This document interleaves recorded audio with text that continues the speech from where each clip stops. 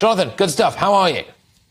I'm good to see you, my friend. How are you? Yes, I'm very well. So what are you actually tabling here, and will it get a good hearing, do you think? Well, look, there's been a small group of us, I think it's quite obvious from the signatures on the amendments, that have been working together collectively to come up. And yes, I've got two specific ones as the lead member in my name. One is to actually make it illegal effectively to use hotels, to stop and end the use of hotels, enabling us to actually force the hand to find alternative accommodation in the short term, but ultimately making sure that we do carry on to deliver getting people removed from the UK to safe their countries. And another one that says that even if someone is removed and they try some sort of human rights claim that is, clearly just some sort of lefty lawyers love it, that actually that won't be able to see that person returned back to the UK, and their case would have to be heard even if they're in a safe third country. Because the last thing that we need is to undermine the idea of removing someone who could then be brought back. That will just be godsend for the smuggling gangs who want to bring people over. Yeah, indeed. I mean, how do you think that the migrant hotel one's going to go down? You might have a tough job there because I suppose the government, I don't know, might not want to back you on it. They seem to love putting them in hotels.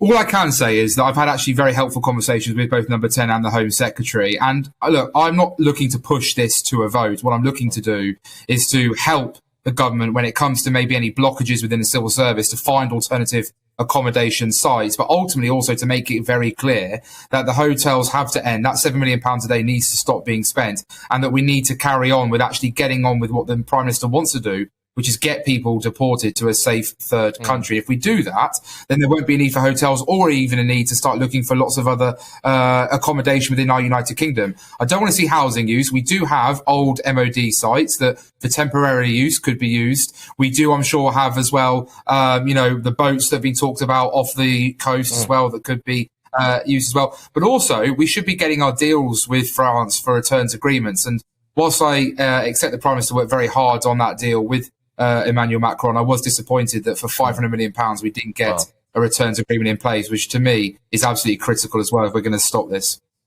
Well, yeah, I mean, Emmanuel Macron's got a rather large clean-up bill on his hands now, given what's been going on in Paris and Bordeaux, so we've quite possibly have paid for some of that. Thank you very much yet again to the British taxpayer being the piggy bank of the world, but there we are. When it comes to the deportations of people now, I know you feel very strongly about this, and a lot of people do.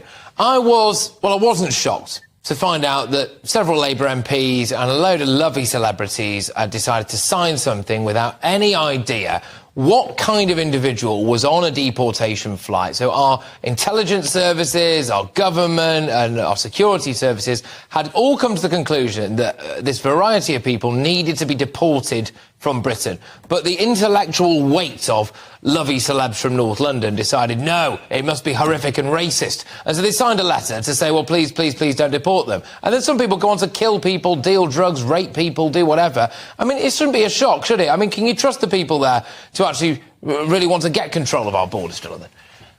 Well, I understand why people are worried, because, as you say, even the leader of the opposition, Sir Keir Starmer, Mr. Flip-Flop, who changes from pillar to post wherever the political wind blows, signed a letter, didn't he, with other colleagues to stop a flight of 50 foreign criminals being deported back to Jamaica. 7 of those, I believe, the Sun uncovered in their report, well done to Harry Cole on that one, showed that 7 had gone on to carry on other crimes. And when he was up in Stoke-on-Trent yesterday and asked the question from Jack Elsom, he refused to apologise and said he stood by his record, which I find astonishing. It just goes to show that Labour can't be trusted and that they are going to cave, as they always will do, to the woke celebrities on Twitter who want to virtue signal at every opportunity.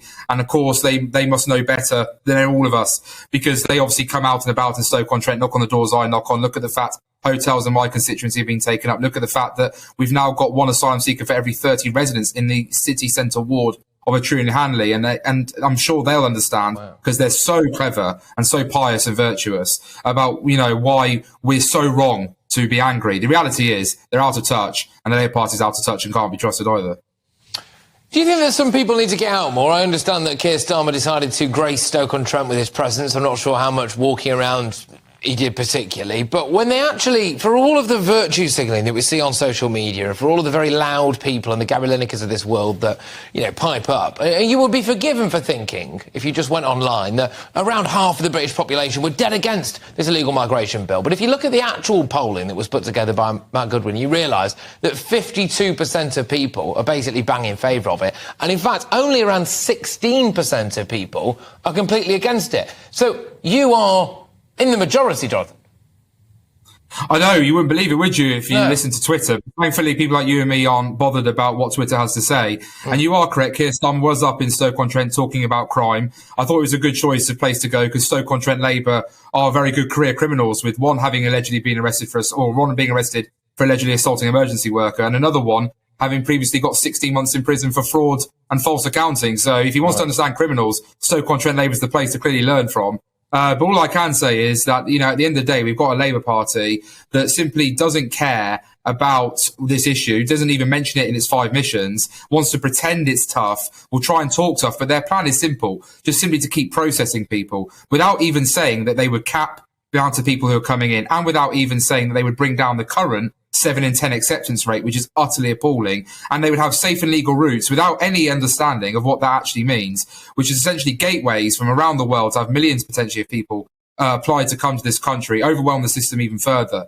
So I just think Labour, I'm more than happy to come out with them. They can bring their minibus up or bring the bus up, whatever they want to do. I'll take them out and about across Stoke-on-Trent, North Kidsgrove and Talk, and they will see why this is definitely, after the cost of living, one of the top issues in my in-tray, and they'll certainly understand if they want to have any hope of chance of winning in this great area of Stoke-on-Trent, North Kidsgrove and Talk, they better get serious and better get a plan. But I'm grateful that Prime Minister and the Home Secretary do have one, and all I want to do is help them deliver it.